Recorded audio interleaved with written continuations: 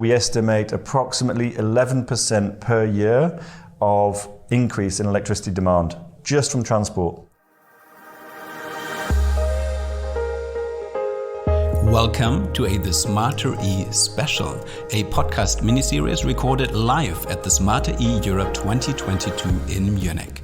It was time again for everyone working on making the new energy world a reality to meet in person. And of course, I wanted to be part of the conversation as well. So I traveled to Munich and spent 3 days at the exhibition. I was able to secure some quality time with various experts and sit down with them for a one-on-one chat on the latest industry developments. These are our conversations. So welcome to our first episode of this mini-series. I'm sitting here now on the exhibition grounds and I can look down through the window. I see a lot of people sitting in the sun, chatting, catching up. I can see some fantastic booths out there. I know really like the producers brought their A game. There's some really big booths again this year. They were not holding back. So that's awesome to see. And now here in my little quiet room, I sit down with Bruce Douglas. He's the Director Business Development and Communications at Eurelectric, basically the Federation of the European Electricity Industry. So, which means basically I'm not only talking to him, but I'm talking to more than 3,500 European utilities active in power generation, distribution, supply. So he's the single voice for a lot of information. Welcome, Bruce. Thanks, Zach. It's a pleasure to be here, especially on a sunny day in Munich. It brings back good memories. I'm sure you've spent actually a lot of time here because before you used to be the Deputy CEO of Solar Power Europe and the coordinator of the RE? How do you pronounce it? Yeah, the resource platform indeed. And as Deputy CEO of Solar Power Europe, I spent a lot of time here at the trade fair. And great to be back meeting some of the old faces again. Now you bring with you a new angle on the whole topic because now you're focusing much more also on the mobility side of the energy transition, which is quite relevant. Of course, finally, it's clear it's like at least personal mobility is going to be electrified. It's not going to be synthetic fuels. Unless like a few special cases, it's not going to be hydrogen. That's more like for buses and trucks and logistics. I'm really glad we got that decision out of the way and the road is clear, so to say. But that also means that I think from around 5 million EVs on the street in Europe today, just within the next 10 years, basically, we're going to scale up to 65 million EVs. And that is quite a feat. That would put quite some strain on the electricity grid. Comes along with a lot of challenges, like how can we maintain stability, how can we generate enough power to really charge them anywhere it's needed. And that's exactly what we're going to dive into in the next 20-30 minutes with a little bit more detail. But maybe let's start with the basics. One of the core missions you have at Eurelectric is to promote the expansion of e-mobility across Europe. I think, the biggest war is won in a way that it's going to be electric. So I think that probably makes you very happy too.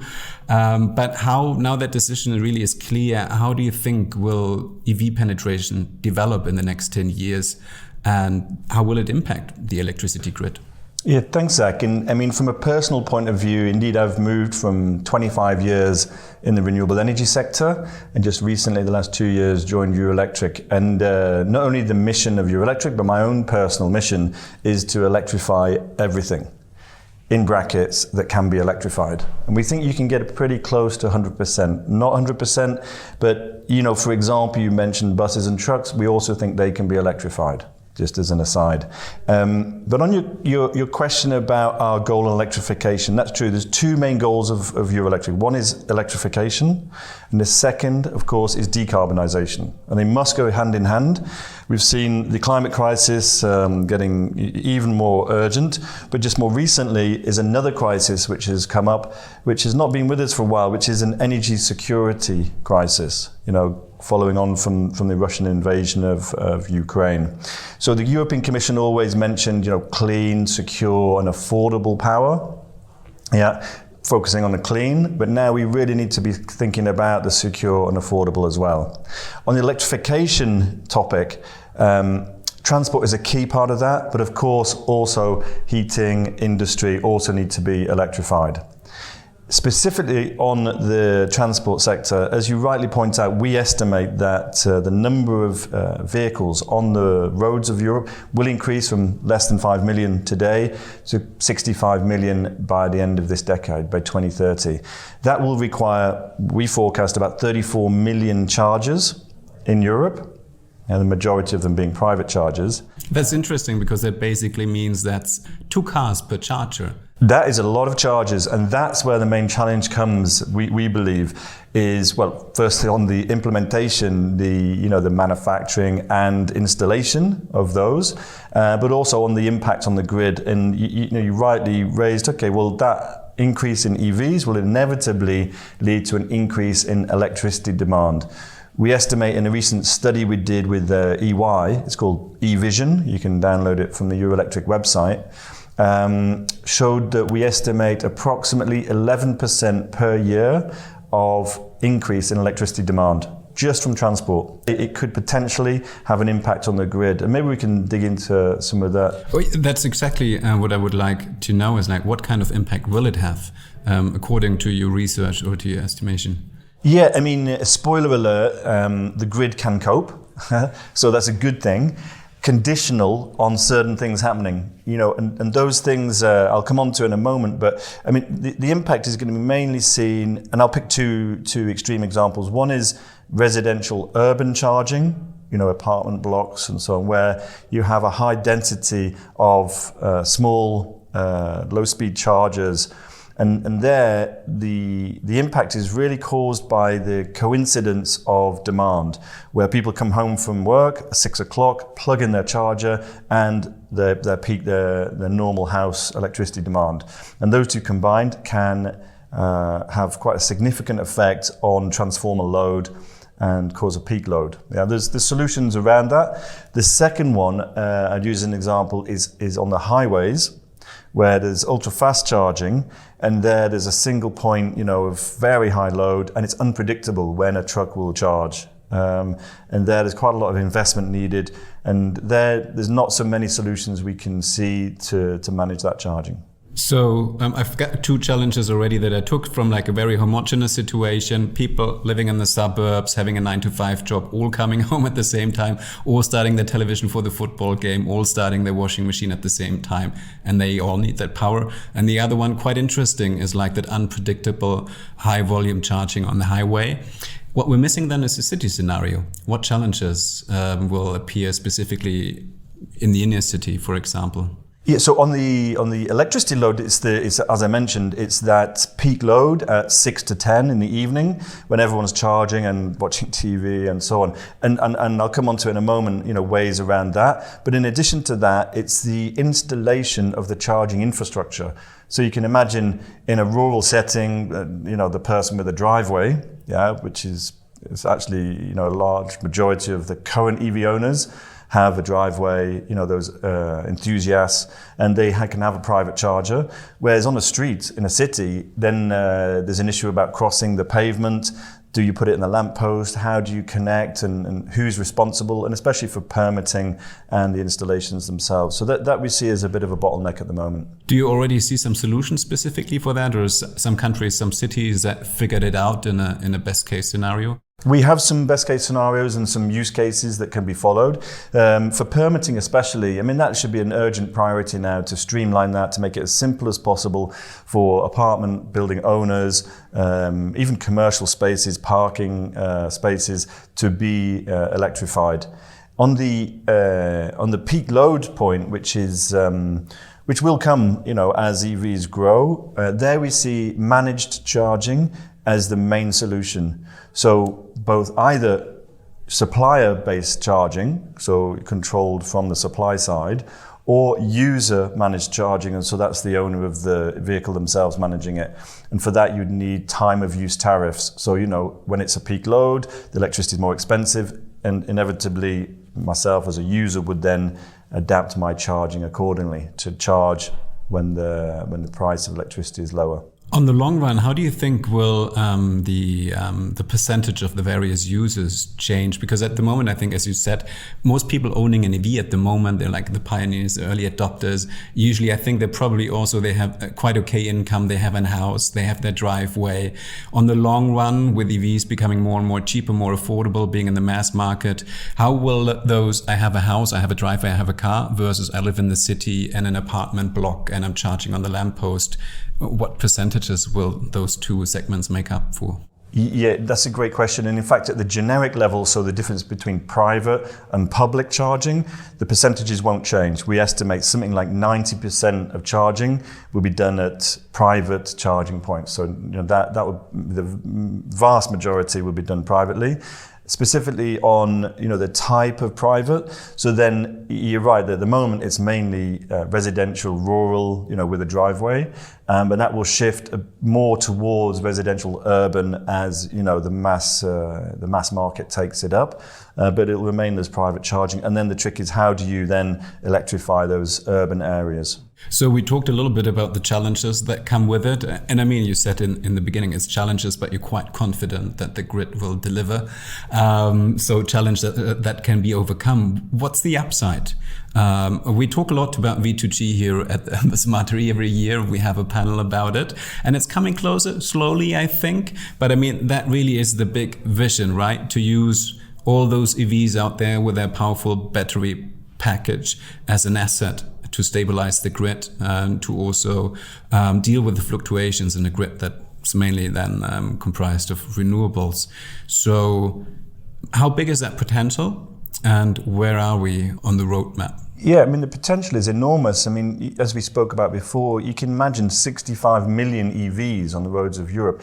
And I understand that the utilization rate of cars is something like 5%. So they're only mobile 5% of the time. So 95% of the time, there's almost like a stationary battery there that could be used. 65 million cars times by even 1 kilowatt. You do the sums and it's a significant resource available and it's dispatchable. So that's the potential. And we see that EVs participating in vehicle to grid, so V2G services, could help boost the efficiency, reliability, and stability of the grid for a number of flexibility services. However, it is still some way away. I mean, it's something, there is a cost to having V2G, something like 4,000 euros in addition. And so who's going to pay that? When will the return come? Inevitably, that cost will come down. Yeah, and there's ways to, to provide value in return for the V2G. But it certainly has that potential to, to support the grid, peak shaving, load balancing, regulation of frequency, and the incorporation of renewable energy. So it has that potential, but it is still some way off. I think there's only 1 or 2 car manufacturers currently offering it. That will grow, but yet to be seen the scale of that. Actually, on the first day here at the Smartery, we had already a panel session on V2G, and one of the panelists, one of the speakers, was Niklas Schirmer, Vice President Strategy at Ally, the Volkswagen company focusing specifically on mobility services. And he had this amazing slide that really blew my mind. He said that because at the moment the grid still can't cope with the fluctuations of the renewables, we need to let go, I think, 6,200 gigawatt hours of renewables to waste.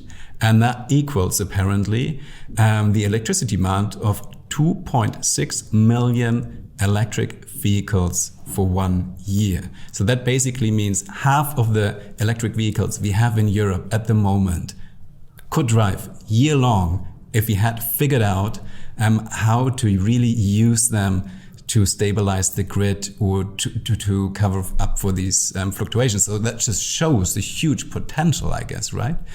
I know, I'm not sure if you were aware of this number, I just throw it in there spontaneously, but I think that just blew my mind.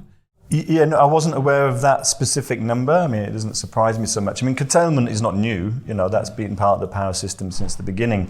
I mean, what it shows as the amount of variable renewables gets put on the grid, we need other solutions to cope with it. I mean, the grid has coped fine until now. People were worried when I started, like 5% penetration, 10% penetration.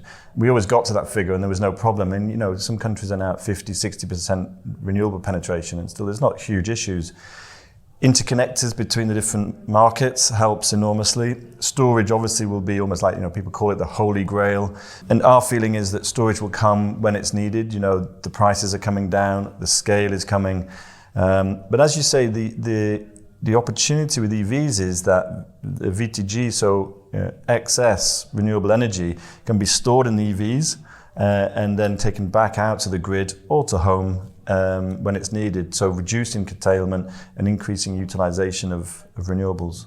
As you mentioned, right, that's a little bit more like future talk, because as you said, we also need to get the consumers on board, and we need to create an extra initiative for them, because V2G comes with a little bit an extra price in the vehicle. So what can we do today already to use the potential of vehicles? Is it about then just smart charging, making sure that they just don't charge when I plug them in, but that we make sure they charge in a favorable moment? Absolutely. That's the solution we're proposing, is managed charging, so smart charging. I mean, I as a user, I'm not only an enthusiast, probably an obsessive about electrification. I have 2 EVs, electric bikes, and solar panels, but they're all stupid. They're not smart or connected. And, so for me, the future is still, still the future. And if I had managed charging, if I had time of use tariffs, I mean, I have one tariff, for the whole year, for the whole day, then you would see my utilization, my charging much better adapted to the grid's needs. And so managed charging either on my side, the user side, or the supplier side would help. We estimate that in the residential urban setting, so my sort of setting, if you had that, you could reduce the peak load by about 21%. So over 20% reduction in that peak load between 6 and 10 o'clock. And it could maybe just even require me charging slightly less in those hours. And we've seen some use cases yesterday in one of the sessions actually that I was speaking in. So a German DSO was presenting some of the testing that they'd done, some pilots, where all they did was turn down the charging in that period. I think it was 7 to 11 at night, from the normal 11 kilowatts to 5.5, with the agreement of the homeowner, and that significantly reduced that peak load. So there, and that's an automated action that they can take, and just by doing that, they'll help reduce the peak load, reduce the investment needs of the grids. I mean, another analysis we did on the grids is that significant investment will be required. So something like 300 billion over the next 10 years in distribution grids. That's not just for e-mobility. There's a small part for e-mobility, but there's also heating requirements of buildings and industry. Now, I guess as a consumer, that really takes some trust. Because, if you have your diesel car out there, you always have the feeling, I don't know, there's an emergency at 2 a.m, my vehicle is out there full with gas. I can, if the world goes down, I can drive to the other end of the continent if need may be, sort of, like whatever unlikely scenario you have in your head, right? Now, if you do smart charging, that means I come home, it might be my vehicle is empty until 2 a.m. So if, I don't know, I need to drive to the hospital or whatever, those unlikely scenario, but I guess those scenario that drive me as a consumer somehow need some convincing and some trust building. And I guess it becomes even more challenging when it's about V2G. It's like fun fact I learned actually in another conference as well is that for the battery itself, it's actually good not always to be fully charged. For example, in some V2G pilot projects, I think if they have a bus fleet, what they do is the bus comes into the depot, and usually they would charge it fully, and then it would sit there until the next morning, until whatever time it is necessary to use it again. But for the battery, it's much more beneficial to be in use, to not stand there fully charged, but to be discharged again, and to have some flow in there. So it's beneficial for the battery. It's for sure beneficial for the grid as such. But how do we incentivize people to buy into that, to make them trust the process and to hand over that control? Yeah, there's 2 separate elements to that question. One is the trust element. And as you pointed out, the early adopters, like myself, I mean, I will have a lot more tolerance to that than the mass market. And but what we've found is that, for example, range anxiety that people had at the beginning, when EVs first came out, is actually in reality doesn't exist. And people who've driven EVs, and the average distance per day is 20, 30 kilometers, something like that. And even for the longer distance now, you have the highway opportunities to charge.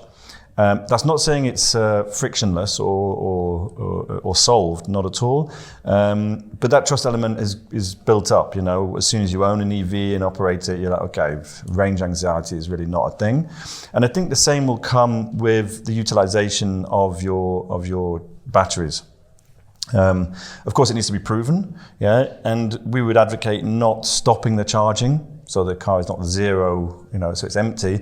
You just reduce the charge so that both the grid can reduce the peak load, and the car can still charge. And of course, when V2G, if V2G comes at scale, then of course vice versa, you can use the car's batteries with the approval of the owner, but not completely to zero, so that they have, for example, you can set your charger now to say, okay, only charge to 70%. That's what I need tomorrow.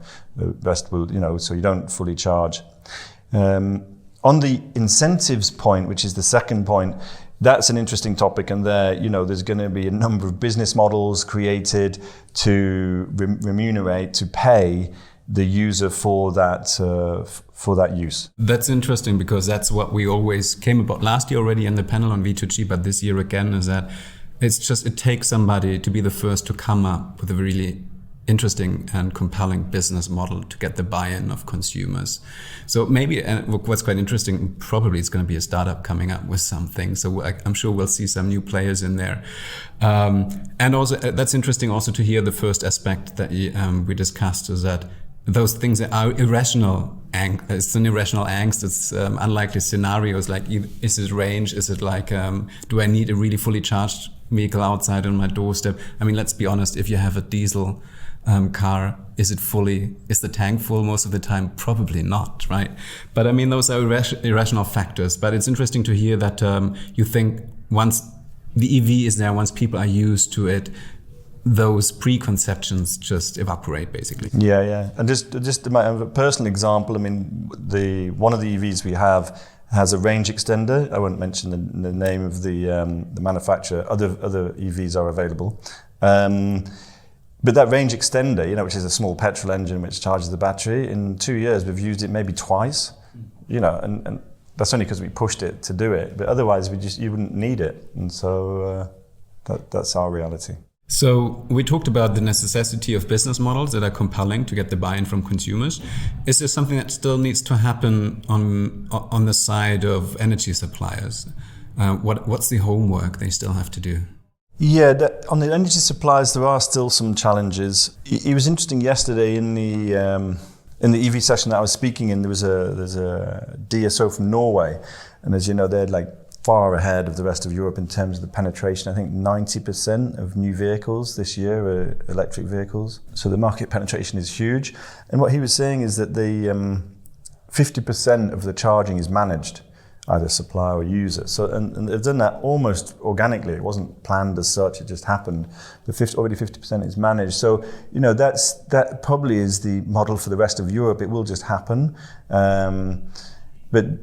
But still, more needs to be done. For example, time of use tariffs, as I said before, is really critical to value and incentivize the correct time of charging, to help the grid. The other thing that can be done, and I mentioned one of the use cases that's problematic, is that highway use case.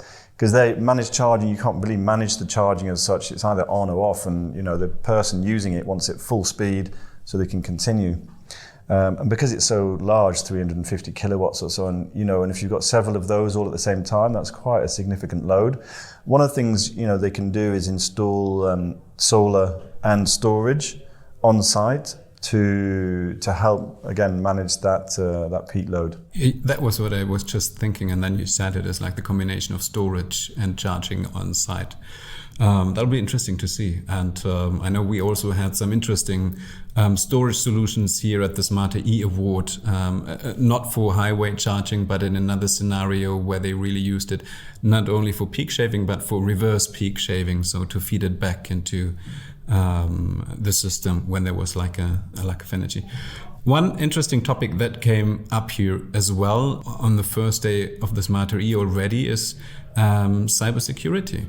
Because, well, of course, also in light of the Russian attack on the Ukraine, that's a big issue in general. But I mean, you know, if you're a corporate company and all your employees have laptops, you basically don't want them to connect the USB stick. Now, when I look into the future energy grid and smart grid, you have millions of users plugging in their EV into a charging station. Is it like a fair comparison? It just sounds like a big challenge because there's so many access points, there's so many various hardware pieces from different suppliers, so many levels. You have the cloud, you have happening, what's in there, all the payment systems and providers that will be in there. To me, that, if I look at it from the outside, that first would be a headache to solve, to make sure that thing is really tamper-proof. Not only tamper-proof in the sense of people trying to cheat on the meter, but specifically on terrorist attacks, because if you attack the grid, if you switch it off in winter, in a hospital, it's more, it does sound grim, but it's more effective than driving your car in a crowd of people is to plug in your EV with ransomware or whatever. Is that a likely scenario, and what's being done about that? It is. I mean, for sure, you know, wherever there's an opportunity for nefarious actions, whether it's for economic or security gains, then, you know, you have to be careful. And I mean, what we see is that, as I said, the vast majority of chargers, 90% or so, will be private owned. So it's decentralized. To interfere with a large number of those, you know, would be difficult. Clearly, if they're all connected to the same, you know, database or system, then it's possible. But with that decentralized nature helps. Just a single point for each user. But the public charging, you know, that either on street or highway, you know, there is an issue if, you know, they are attacked. So activities are being done from the suppliers, from the charge point operators. Not enough so far, in our opinion. A lot more can be done. But bigger issues such as interoperability, as you said, the number of different payment mechanisms are currently a bigger obstacle or a bigger challenge or a bigger threat to the rollout of EVs than the cybersecurity. I mean, cybersecurity is in everything, in your smartphones, even our power plants, you know, the power generation plants. Whether it's a wind turbine or a nuclear power station, you know, is under constant potential threat or attack. And so that's something that we we understand, and we think we can solve, you know, as EVs roll out. Whereas, you know, the very granular topics such as permitting, are there enough installers? Is there interoperability of charging points between different cars, different CPOs? That is more of an issue now than the cybersecurity threat. There, I took a lot of interesting points from your statement. One is that if I compare it to what we know as a normal people industry outsiders is, I think you could compare it to laptops being hacked. We will have a lot of private laptops, but hacking one doesn't mean you can hack the neighbor's laptop. It's the same with maybe the charging stations. That's a good analogy, yeah. And then, of course, you said when it's more about public infrastructure, it becomes more difficult. But I think what's the key statement is that you put out there, if I rephrase it, is before the system can be hacked, it has to be functional. And hence the biggest challenge is to really get that interoperability going and to make sure that all the different hardware pieces, the business services, the payment systems actually understand each other, talk the same programming language, and are able to communicate with each other. So that's the first challenge to focus on, and then probably cybersecurity needs to be built. That's exactly it. And, you know, more frustrating is the number of public charging points that I go to that don't work, or you can't operate them because you don't have the right card. You know, that's more frustrating.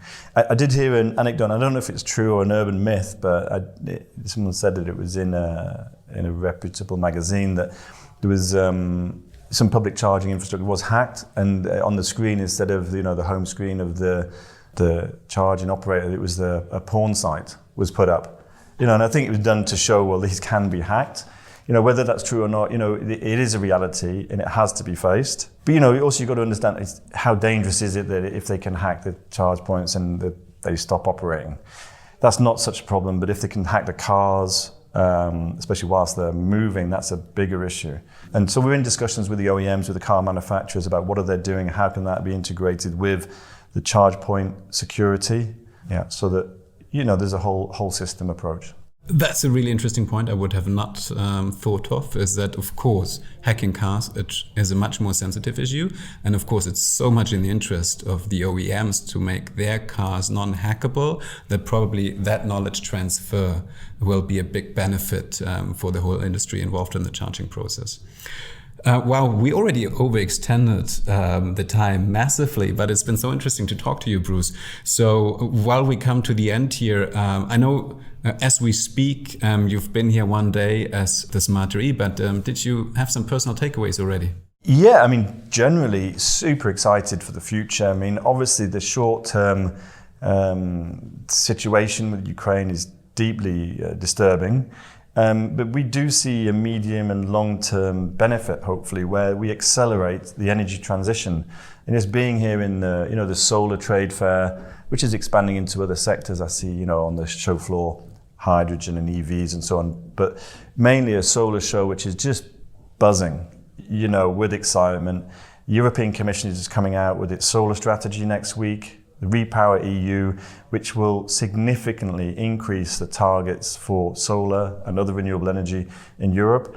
And our job now is to incentivize how we get that clean and renewable energy into electrification, into cars, into houses, as soon and at a larger scale possible. Thanks a lot for joining us today, Bruce. So we heard that EVs will be scaled up massively, and as that progress goes on, we'll also start developing the ways that we can use it as a benefit in a decentralized grid. I think smart metering, managed charging will be the first step, and then on the long run, V2G will come into play. The biggest challenge there is to come up with compelling business models to really incentivize private owners, basically. But as we've seen in large fleets and as such, V2G already works, so it's just a question of time. Awesome. Thanks a lot. Thank you, Zach. It's been a pleasure.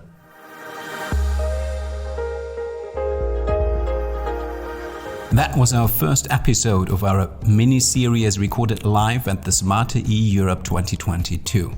In our next talk, I'll actually sit down with Rodrigo of Absolar Brazil. I'm really looking forward to that conversation because if we're not aware of it already, Brazil is the biggest PV market in Latin America and one of the fastest growing and biggest markets in the world as such. So that's certainly something we need to shed a light on.